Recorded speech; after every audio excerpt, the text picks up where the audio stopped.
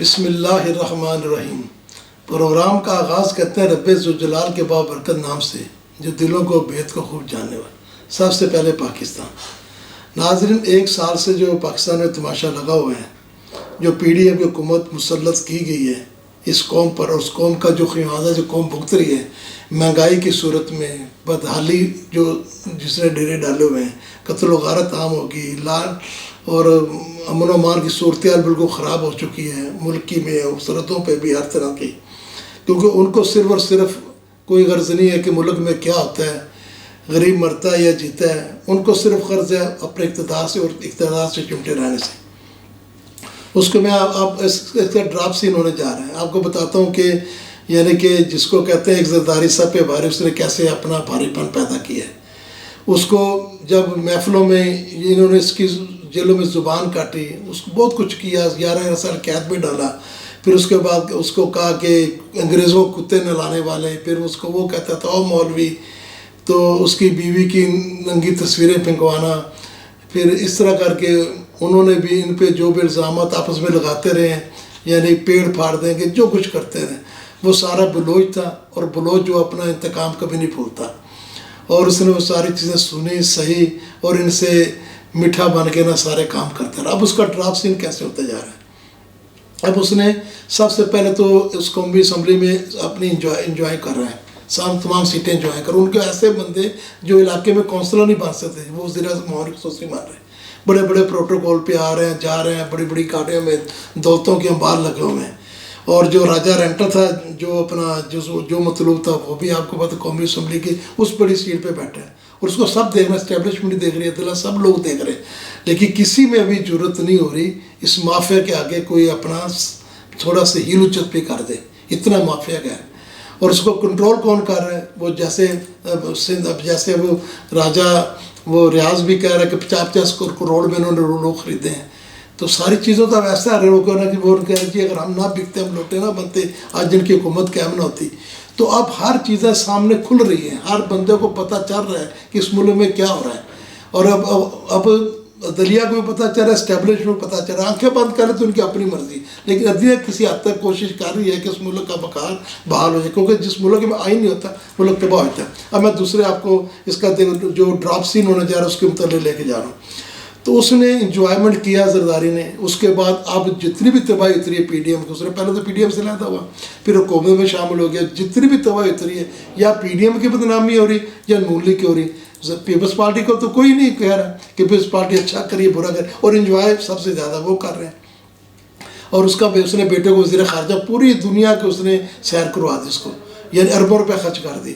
اب آخری جو دھکا اس کو لگا رہا ہے نا، وہ یہ لگا رہا ہے کہ اب وہ اپنے بیٹے کو وزیر اعظم بنوانا چاہتے ہیں۔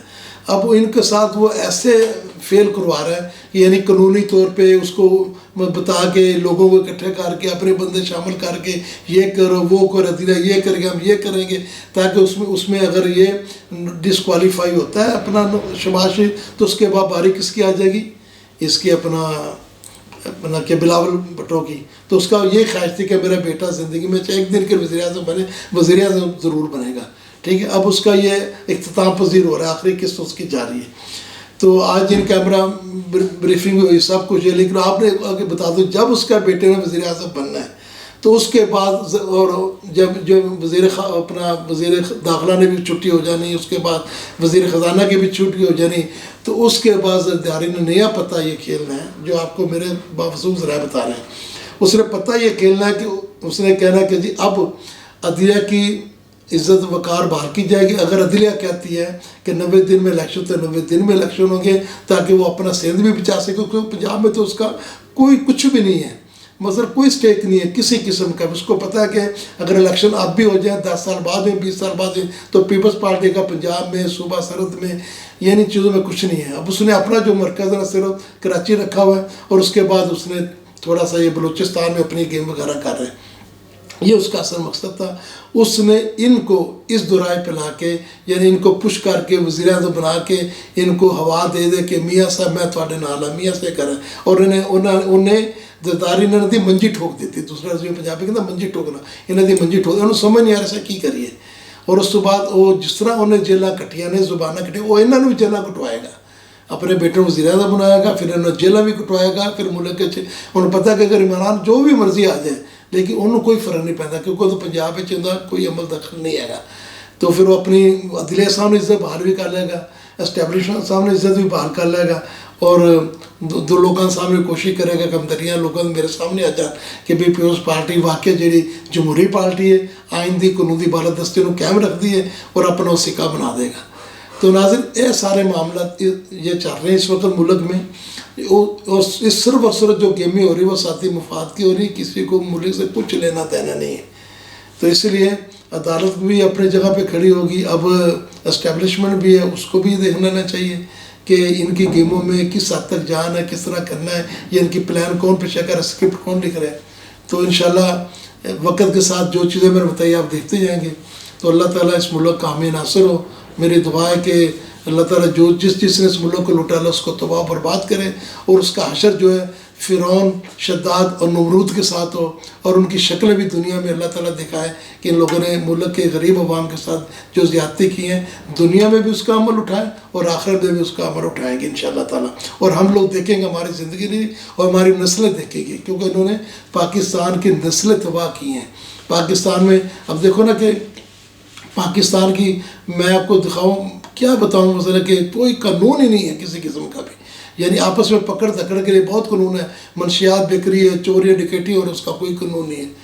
تو اللہ تعالیٰ اس میں اچھے اور نیک حکمران لائے۔ تو میری دعا ہے کہ عوام کو جو نا اب عوام پہ ایک آزمائش کا وقت آنے والا ہے کہ اگر اس میں کوئی بندہ بھی اب اس معاملے میں مزید ڈیک ٹیک کر کے یا اس کو مزید پرولونگ کر کے حکم کو چلانا کوشش کرے گا، تو پھر عوام کبھی نہ پولیس سے ڈرے گی، نہ ٹینکوں سے ڈرے گی،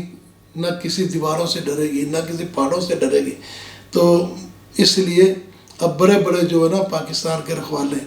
ان کو سرحدوں کے ساتھ عوام کی بھی جو غریب عوام ہے نا، ان کی بھی خواہشات کا خیال رکھیں، وہ بھی انسان ہیں، وہ بھی اس دنیا میں ہیں، انہوں نے بھی کھانا پہ، ان کے بچوں کی بھی زندگی ہے، انہوں نے بھی اپنی یہاں زندگی بسر کرنی۔ تو انشاءاللہ اگلے پروگرام کے ساتھ حاضر ہوں گے، اجازت دیجیے، اللہ حافظ۔